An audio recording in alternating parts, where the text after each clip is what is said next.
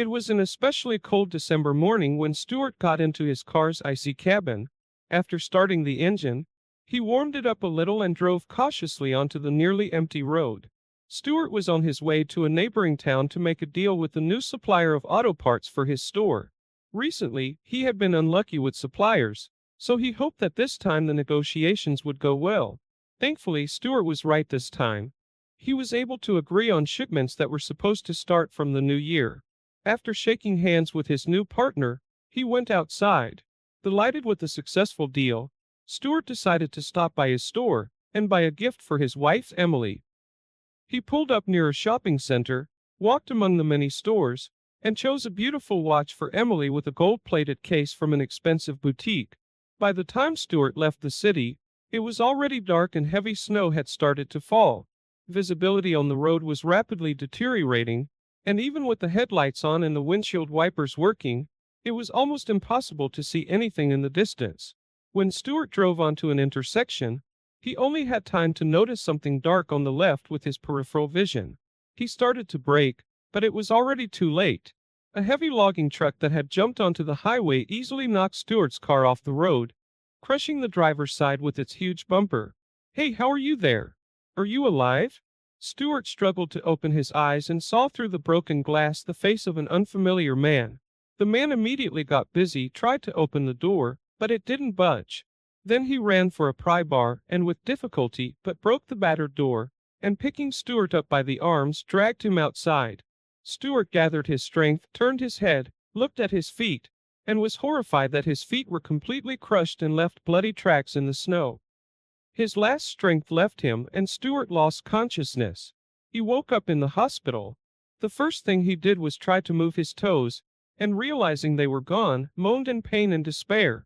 A gray-haired doctor came into the ward, carefully examined his bandaged limbs, and seeing the patient's suffering on his face, said, "Well, calm down, please.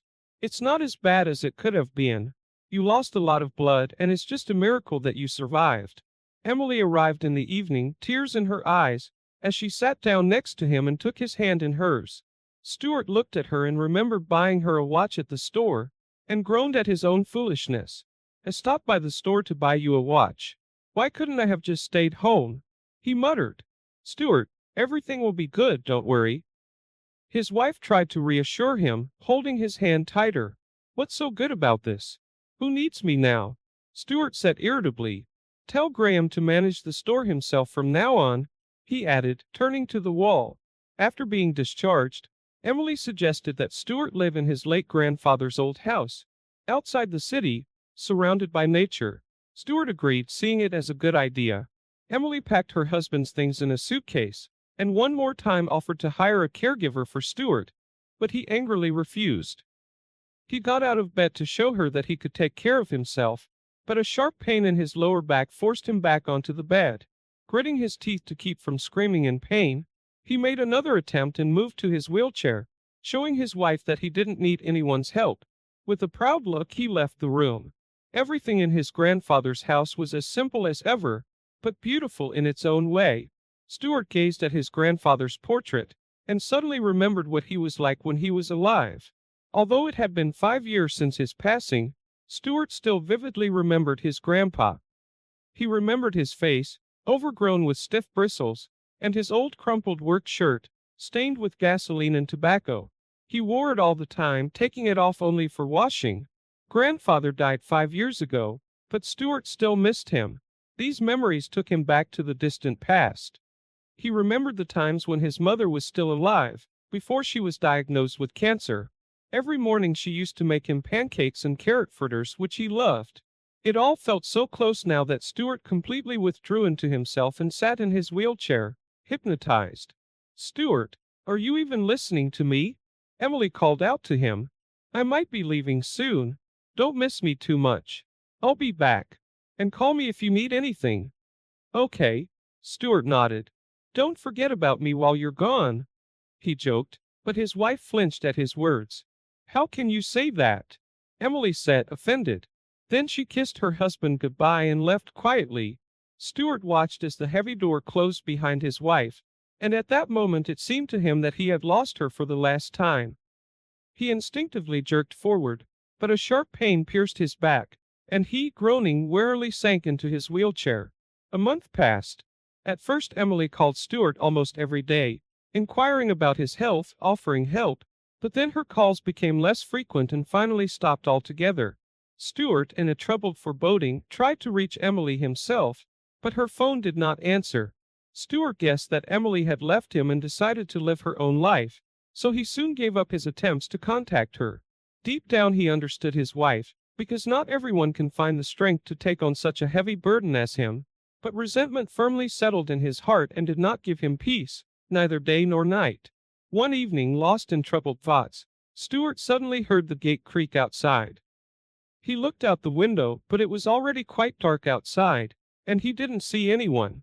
Thinking that he had imagined it, he was about to immerse himself in his thoughts again, but then he clearly heard a knock on the door. "It's open, come in," Stuart called out, wondering who could come to visit him at this time. The door opened and, to his surprise, Stuart saw his neighbor Penelope standing on the threshold. She was petite, slender, and modestly dressed. He looked her up and down and gestured for her to sit at the table. The girl walked timidly into the room and sat down opposite. "Hi, Stuart," she said. "I was passing by and saw the lights in the window, so I decided to stop by. How long have you been here?" "It's been a month. I just haven't left the house," Stuart said gloomily as he rolled out from behind the table, demonstrating his wheelchair. "What happened to you?" Penelope exclaimed concernedly.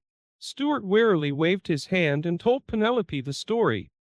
He had barely finished when they heard a noise from outside, and then someone drunk started calling out for Penelope rudely.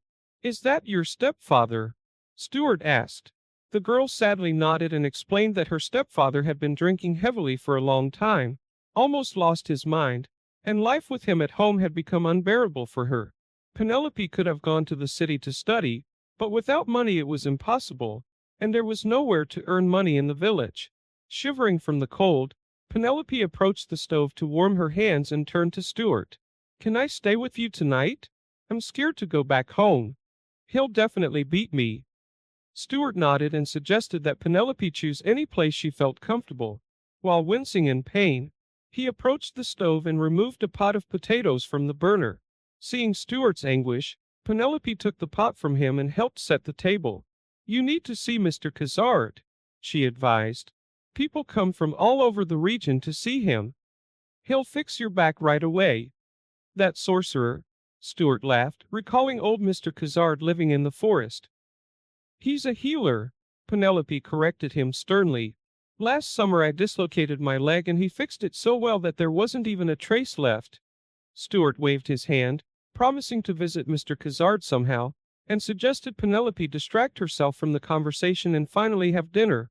A month passed. Penelope visited Stuart every day, helped with the household chores, chatted with him over a cup of tea, and once brought Mr. Khazard to his place. He immediately examined Stuart, running his fingers over his spine and pressing on one of the vertebrae so hard that Stuart almost passed out. Mr. Khazard told him to endure a little, and repeated his manipulations several more times. "Done," he said, patting Stuart gently on the back. "It won't hurt you anymore." Stuart smiled incredulously, but within a few hours he realized that he really felt better. Within a couple of days he could easily turn his torso, bend and straighten his back, and even while sitting in his wheelchair he could do housework. He went out to the garden for the first time and put the plot in order, and didn't even feel tired. Returning to the house, he realized for the first time in months that there were pleasant moments in life. But before he could enjoy this new feeling, he was startled by the unexpected sound of the phone ringing. It was Martha, Emily's sister. She struggled to find the right words for a while, but eventually she gathered the courage to tell Stuart that Emily had decided to file for divorce. Stuart was stunned and didn't know what to say. It seemed to him that the remnants of his world had collapsed into an abyss, taking his hope with it. "Why?" he managed to say after a long silence. "They're planning to get married," Martha said, embarrassed. Stuart felt like he couldn't breathe. He asked Martha to cool back, and after turning off his phone, threw it into the corner of the room. Slowly, he walked to his grandfather's old chest of drawers, opened the top drawer, and took out an antique straight razor with a beautiful bone handle. Stuart ran his finger along the blade to make sure it was still as sharp as it was years ago, and started to think. He imagined himself making just one thin cut, and finally getting rid of the pain in his heart. Bitter thoughts, loneliness at night, and endless suffering. Someone knocked on the gate, and fast footsteps approached. Penelope appeared on the threshold with a large bundle in her hands. "Are you out of your mind, Stuart?" she shouted. "Don't even think about it," she cried, rushing towards him and snatching the razor from his hand. "Why? Why did you want to do that? Everything was so good. Are you kidding at me? You all say that, but in reality you pity me. What good is it to be without feet, and not be able to live my life to the fullest?" He shouted and hit his stumps with all his might. Penelope froze in horror and helplessness, not knowing how to react. Then she suddenly came to her senses and unfolded the bundle she had brought with her. 2 prostheses and crutches fell out onto the floor. "This is what Aunt Helen asked you to deliver," stuttered Penelope, and kneeling down, she attached the prostheses to Stuart's legs. "These are left from her late husband." Penelope helped Stuart to stand up, handed him the crutches, and he, unsteadily moving on his artificial legs, took a few steps. "Well done! See how great it is!" Penelope rejoiced, tenderly observing every movement of Stuart. Stuart walked around the room, took a breather, and approached the girl. "Thank you. It's really not bad at all." He smiled and held Penelope close to him. The girl immediately hugged Stuart by the neck and kissed him. Regaining her senses, she recoiled in fear, but Stuart managed to grab her by the waist, pulled her close, and running his hand through her lush hair, brought the girl's face so close that their lips met again in a hot kiss. That night they spent together for the first time as a couple. A week later, Stuart went to the city to divorce his wife and check on the business of the store. The divorce procedure went quickly, and Stuart, dryly saying goodbye to his ex-wife, quickly left the registry office. Emily tried to stop Stuart to ask for forgiveness, but he did not even look at her, and walked past, tightly squeezing the crutches. Stuart called a taxi and went to the store. Entering inside, he looked around confusedly. The store was empty. There were some crumpled boxes and old, unsold parts lying on the dusty showcases. Stuart approached Graham, bent over the cash register, and hit the floor with a crutch with force. Graham looked up and recoiled in horror. "Stuart, if you're about Emily, then she—" He started speaking nervously. "I'm not interested in those details." Stuart interrupted him. "I came about the store. I see things are not going well." Graham collected all the bills and small coins in the cash register, put them in a bag, and handed them to Stuart. "We need to sell the store," he said.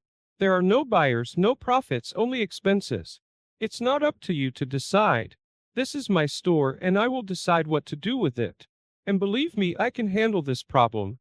Stuart sharply replied, and left the store without saying goodbye. Stuart was sorry for his business. He had put great effort into this store, but there was nowhere to take the money for investing in it. The only solution could be a loan from the bank, but he doubted that he would be approved. At home he shared his doubts with Penelope, and the girl suddenly, as if remembering something, looked at him with wide-open eyes, and then, asking him to wait a little, ran out onto the street towards her house. She returned in a few minutes and handed Stuart a large black key, clearly of antique workmanship, decorated with intricate carving. "Your grandfather asked me shortly before his death to keep this key and give it to you. I often came to see him, and he always talked about you. He also asked to pass on this key as from the chest that is hidden in the basement. I don't even know what could be there." "Well, okay, we'll see tomorrow," Stuart smiled.